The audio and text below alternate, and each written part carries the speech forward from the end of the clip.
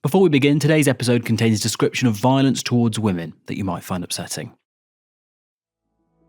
From the Times and the Sunday Times, this is The Story. I'm Luke Jones.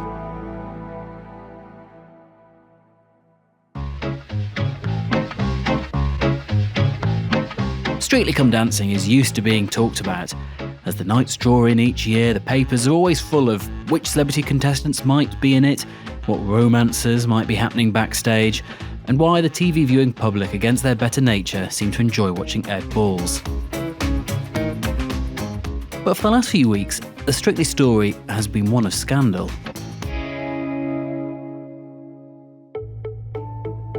Welcome back. So Giovanni Pernice will not return as a professional dancer for the next series of Strictly Come Dancing. The BBC's launched an investigation into the Italian dancer because there's been a series of complaints from 3 contestants about his conduct. In the last few minutes, the BBC has said it will introduce chaperones during rehearsals on Strictly Come Dancing. It comes after the reality TV star Zara McDermott spoke out about her time on Strictly. Some celebrity contestants alleging that they've been the victims of verbal and physical bullying. 2 dancers have been taken off the show whilst the BBC investigates.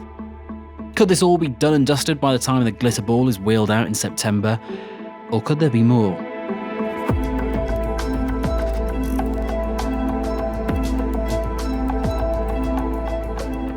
The story today: Strictly Come Dancing and the bullying allegations.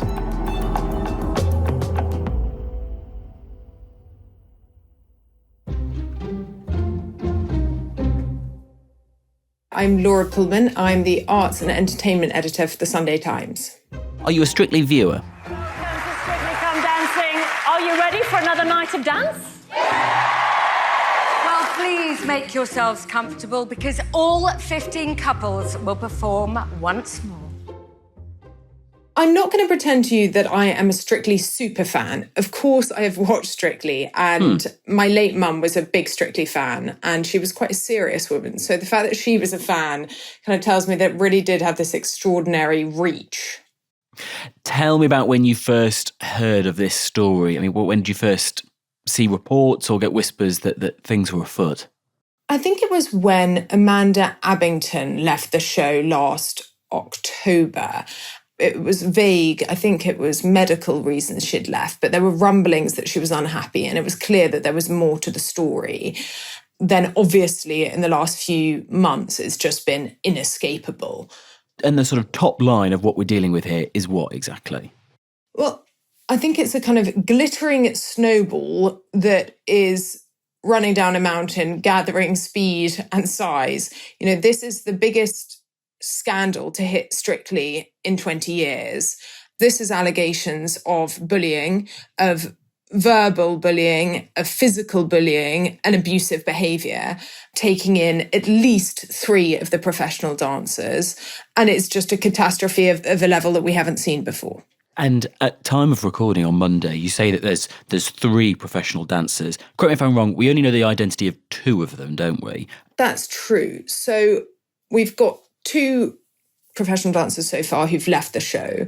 The first one is Giovanni Pernice, who, and I mean this with absolutely no disrespect, he is the kind of archetype of an Italian stallion. You know, he's incredibly attractive and charismatic. Dancing the salsa, Amanda Abbington and Giovanni Pernice. And obviously he's an incredibly talented dancer. He's also, and this is important, a real fan favourite. He joined the show in 2015. And in 2015, he was also making headlines because his actress partner, the woman he was partnered with in that particular series, ended up ditching her boyfriend to run off with Gio. He's had headlines before. When he really became loved by the nation was when he was paired with an actress called Rose Ayling-Ellis, I hope I'm pronouncing her last name right, who is an EastEnders actress. And they went on to win. She was, I think, the first deaf contestant on Strictly, and they just enchanted the entire country. He's our first man. The second man that we're dealing with is Graziano de Prima, who is the less well-known of the two dancers caught up in this scandal, or I should say the three dancers, but the two dancers that we know of. He's 30, he is Sicilian-born, and he was an Italian Latin champion, I've read, in the dance world. He only joined the show in 2018, so we don't know him as well. And also, he's never reached the final. The allegations against him are really quite severe, and he quit the show last weekend. And the allegations against him and then also against Giovanni are what exactly? With de Prima, it's more clear-cut because there's video footage. He was paired with a woman called Zara McDermott, who first found fame on Love Island, and we'll come on to her. Dancing the Cha-Cha, Zara McDermott and Graziano Di Prima. But there is video footage where he is shown kicking her, and apparently that footage actually brought some of the BBC executives to tears. So there's also allegations of verbal abuse and bullying against his dance partner. For Giovanni, it is rather different because we don't have all of the details here, and I think a lot of the story is still to come out. But with Giovanni, we've got three women, an actress, a newsreader / journalist, and a presenter, who have all gone to lawyers together to bring a case against Giovanni, accusing him of bullying both verbally and physically. The two dancers have responded to all of this in what way? The two dancers have both left the show. In Giovanni Panice's case, he's called in lawyers himself, and he put out a long statement on Instagram, which I'll quote briefly, which says, "I have always rejected any suggestion of abusive or threatening behaviour," and he's called the accusation simply false. He also said, "I am looking forward to the conclusion of the investigation and ultimately clearing my name and establishing the truth." In de Prima's case, his spokesperson came out to acknowledge that this kicking incident did happen. So, he's put his hands up there. De Prima said that his, quote, "intense passion and determination to win might have affected my training regime." And you mentioned there how Zara McDermott, formerly of Love Island fame, is one of the people who has brought complaints. The other one is Amanda Abbington, the actress who, as you say, was on the show last year, left. Many people know her from, lots of TV, but mainly Sherlock, perhaps, is the thing that people most know her from. And she gave you her first interview detailing her complaints and issues with Strictly. How did she seem when you met her? It was a really interesting meeting, and I was very grateful to her for sitting down because she was clearly incredibly emotional talking to me. She was weeping. I gave her a pack of my tissues. She really opened up on the one hand, but on the other, the complaint that she has made through lawyers to the BBC, along with two other women, is still very much ongoing, and she didn't want to say anything to jeopardise that. So she didn't give me the minutiae and the details that perhaps we're all wanting on what went on behind those rehearsal doors. She has said that Panice's behaviour was unnecessary, abusive, cruel and mean, and there have been reports that he stamped on her foot, allegations that he stamped on her foot, and she was left with bruising. We also know that she was left with PTSD, and that was a doctor diagnosing mild PTSD after she left the show. What she really spoke to me about, and that I found pretty kind of harrowing to listen to, was actually the abuse. And, this is a separate thing, of course, and this isn't the BBC's fault or Giovanni Panice's fault. It was the abuse that she got from fans, Geo fans, after leaving the show, and the trolling after leaving the show. And that was just extraordinary. And she showed me reams of messages, which were death threats, threats to rape her teenage daughter in front of her, and how, the trolls were saying how much they'd enjoy watching that. So this woman has been through an awful lot. Whatever the ins and outs of it are, what is, not up for debate is whether or not she's been viciously abused by hardcore Strictly fans in the aftermath. And that's what she said to me. She said that her particular experience of Strictly Come Dancing was pretty horrible, but what has been far worse is the brutal aftermath. You mentioned Zara McDermott. What are her allegations about all of this? Zara McDermott is a really interesting case study, kind of alleged victim in all of this. She first came to fame on Love Island, the reality TV programme that's been caught up in its own scandals over the years. But before that, she was a policy advisor for the Department for Education. And from what I've heard is Yes. Yes. You remember on Love Island, they were all obsessed with her being the kind of brainy political one, which was quite a sort of twist for a Love Island cohort. Yeah, well, exactly. And I think we need to kind of lump everyone together and put people easily into boxes. And she's obviously incredibly beautiful and fits that Love Island mold very well. But from everything I've heard, she's an incredibly sharp, intelligent woman. And what I think is interesting and problematic about Zara McDermott's particular case in this is she is also a BBC documentary maker. She makes documentaries about things like revenge porn. I feel like boys' behaviour for me started at school. Several boys at this school have stroked my leg, felt up my skirt, grabbed my bum, squeezed my boobs and made rape jokes at me. I feel like the most common one is nudes. I feel like everyone has been asked. And she did a documentary about the Idaho murders for BBC Three, I think it was. And she didn't go to the BBC herself with the allegations against her professional dance partner. They saw the footage as they were looking into Strictly and what was going on, saw how horrific it was, and asked her in for a meeting. So then you've got the question of why didn't Zara herself complain to the BBC? And, one very real possibility is that she didn't want to jeopardise her working relationship with the BBC. But she's also said that she didn't want to be victim shamed. She saw what was happening with Amanda Abbington and the trolling that woman was getting. And understandably thought, I don't want to put my head above the parapet here.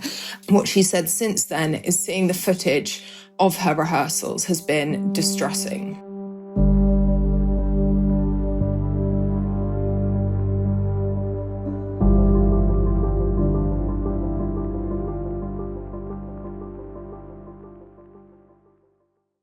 There does seem to be, thinking about what some of these celebrity contestants have gone through at the hands of the professional dancers, there does seem to be a spectrum of instances, don't there? On the one hand, we've got, kicking somebody or, maybe allegedly stamping on them to the extent that they're bruised, clearly unacceptable. But then we do get into an area where, as some people have suggested, it might be really difficult, might be really tough, but that is sort of part of the dance world and the sort of wild way in which they train. I mean, what do you make of that argument, that there are some things which are, even though they might seem brutal to people from outside the dance world, are just how these kind of elite dancers do things? Lou, I think that is so spot on. It's a clash of cultures. And some of the behaviour is completely inexcusable and bullying, and it doesn't matter what workplace it happens in. Stamping on someone is never going to be okay if that did definitely happen. Yeah. But the kind of thinner end of the wedge is this clash of cultures between professional dancers who've lived and breathed the dance world since they were kind of knee-high to a grasshopper, and they are brought up in a world where, you are either right and you're brilliant, or you're wrong and you are a total moron, and you will be told you're a total moron, and you will be kind of viciously verbally abused, and you just get on with it. And so then you've got amateur celebrities coming into that world and being completely thrown and discombobulated. And I spoke to a celebrity contestant over the weekend who shall remain nameless, but they were on the show in the past couple of years. And I was really interested by the way they put it. They had a good experience, that, they were not abused in any way, but they said it was the hardest thing that they had ever done, and that it was grueling to the point they had no idea it would be like that. So they went in and they said it was like learning a language which you'd never spoken. You didn't know any of the words. You're in there from Monday to Friday, kind of 8 a.m. to 9 p.m. You're then obviously performing on the Saturday, and then Sundays, you're one day off. And the pressure is just extraordinary. This person described the culture as quite bitchy and said that there's sometimes a disconnect, which you can just imagine, between the celebrity amateur who kind of would like to win or like to go far, and the dancer who is absolutely determined to get to the final, because so much, their entire reputation, their entire career, their earning power is all dependent on reaching the end. And if you've got that disconnect, there's going to be a clash. So I think there's a lot to unpick there.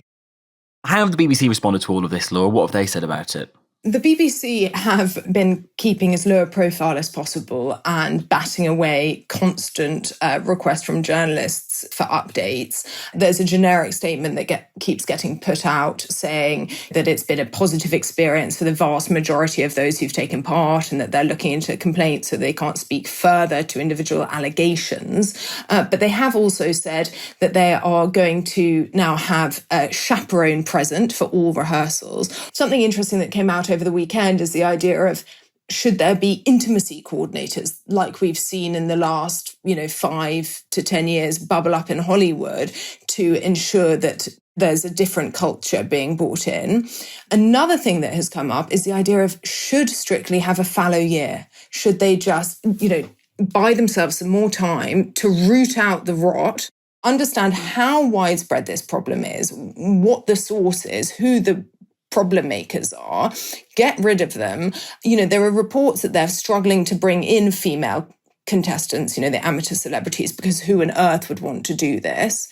So there is an argument to be made for have a year off, reset, recalibrate, and come back stronger.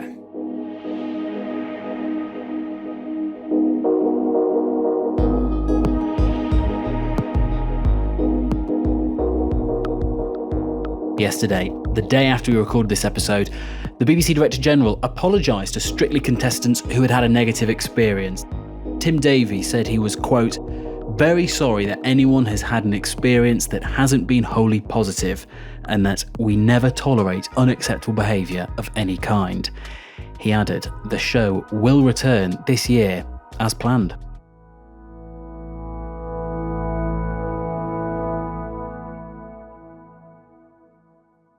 I am Richard Coles, and I was a contestant on Strictly in 2017. I'm now a broadcaster and writer and a retired priest of the Church of England. And can you remember, what was it like when you first started there? What was your first experience of it, stepping into that world? Well, it was so exciting. Like everybody else, I've sort of watched Strictly for years and years, and all of a sudden to find yourself on the dance floor in the rather unprepossessing environment of Elstree and Boreham Wood is quite prosaic. Then all of a sudden it's lights, camera, action, and the glitter ball turns, and all the dancers come on, and you're transported to this kind of land of unfeasibly sparkliness. And your professional partner was Diane Buswell. What was she like? Di was absolutely wonderful. I really loved her the minute I met her, and then we were partnered, which was more fun for me than for her, I think. And she was just a really lovely person to be with.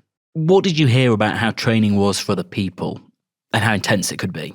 Most of the stuff you do with other people is pretty intense anyway. So it's the group dances, which are really, really good fun. The only time you're really apart is when you're in that rehearsal studio with your partner. And my year was Alexandra Burke, and she was partnered with Gorka. And Gorka, an amazingly athletic and talented guy. And Alexandra, I think, ran him ragged. She just worked so hard, and it paid off. They did the best paso doble I've ever seen. But it was very intense in their rehearsal room. But by mutual agreement, they both wanted to pursue this. I would have lasted 5 minutes in that. But there was never anything about that was at all coercive or untoward. It was always entirely negotiated between Alexandra and Gorka, and it paid off. I completely understand why it can get so grueling in rehearsal rooms if you're good at it, and if all of a sudden you think, I've got a chance of the prize.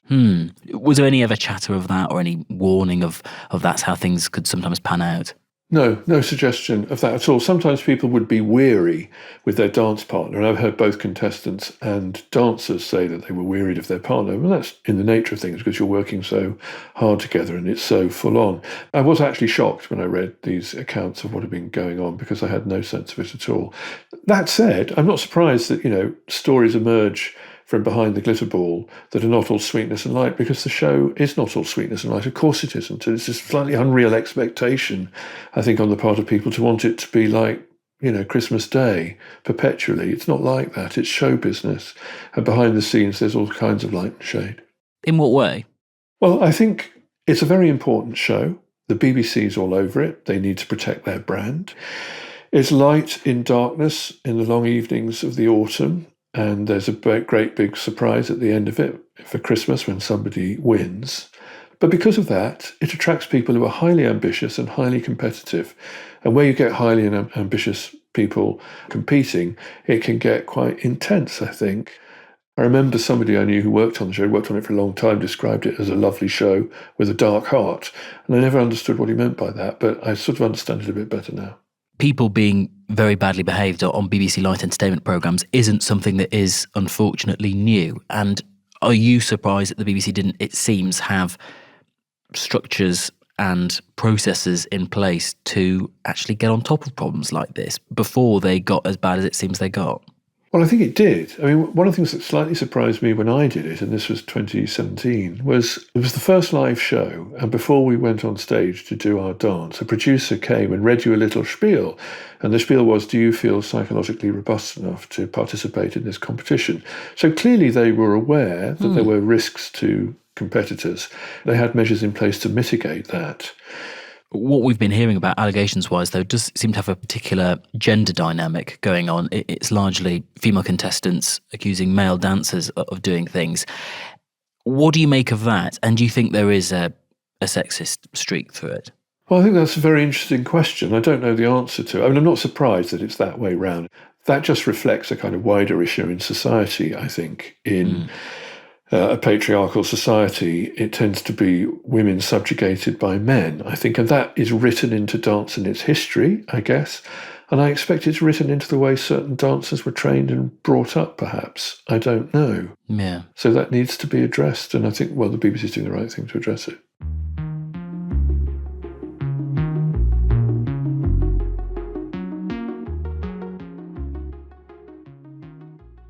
Laura, on the face of it, it seems like, well, there is quite a gender divide, obviously, in this, in that for the most part, it is women accusing men of mistreatment. So it seems like there could be a sexist or misogynist sort of angle on this. But we've also had reports that there is another professional being investigated who is a female professional dancer. I mean, what do we know about that? And what does that do to how we think of this issue? Yeah, so over the weekend, there's been more allegations. We know that more celebrities have brought in lawyers. So, you know, the drip, drip, drip of this story continues. And as you say, it looks like a female professional dancer is also being accused of bullying behaviour. We don't have huge amounts of details. What we do know is it is verbal bullying, not physical bullying. There's also been a story, and I think this is a separate case to that one, but of a athlete, a Paralympian table tennis player who has come out and talked about the injury that he sustained on Strictly Come Dancing. We always like to blame someone in these stories, Laura. I mean, thinking about it seriously, where does fault lie? I mean, obviously, if some of these dancers have kicked or bruised people, they're to blame. But are there questions about the people making the show, the broadcaster airing the programme, about, you know, things that could or should have been in place to maybe stop this happening in the first place?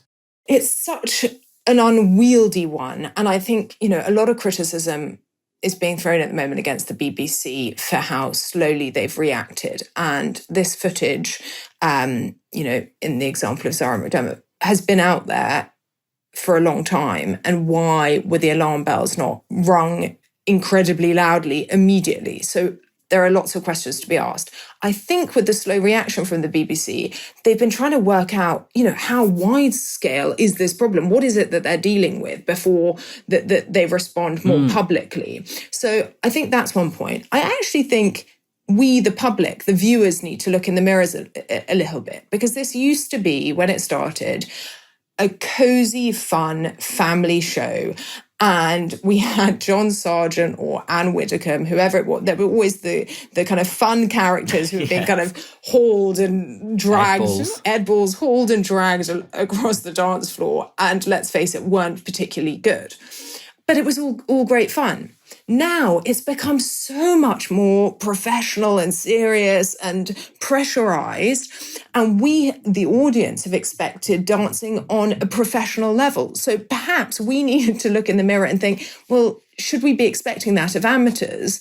And if you're putting that much pressure on it, celebrities are now going into this show with such high stakes, knowing that this could rejuvenate their careers, this could give them a complete second wind, rehabilitation, launch their podcast, TV, political careers once more. So there's a lot riding on it, almost too much riding on it, and it's become a victim of its own success in that way.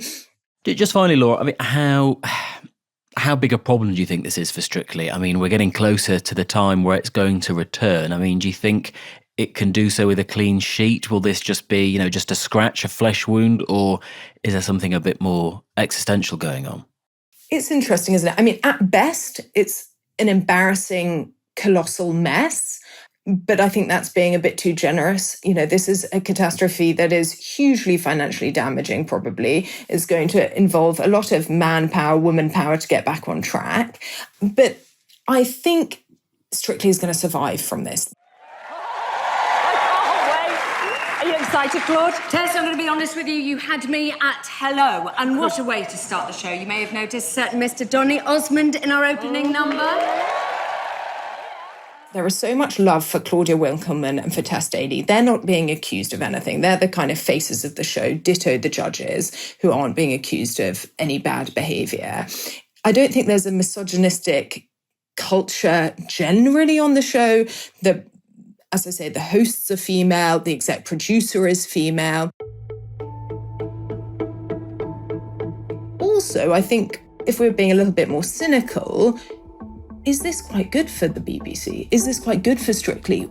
We're coming up to the 22nd series, the 20-year anniversary, and we're all talking about it. It will be really interesting to see the viewing figures when the show comes back in September or the autumn, because will this fall into the category of there's no such thing as bad publicity?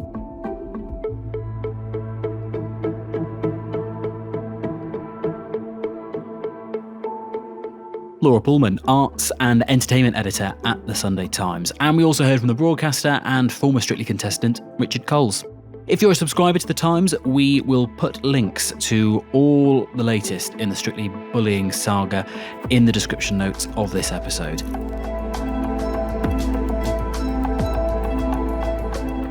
The producers today were Will Rowe, Olivia Case, Sam Chantarasak and Lottie Hayton. The executive producers were Edward Drummond and Kate Ford, and sound design and theme composition was by Maula Seto.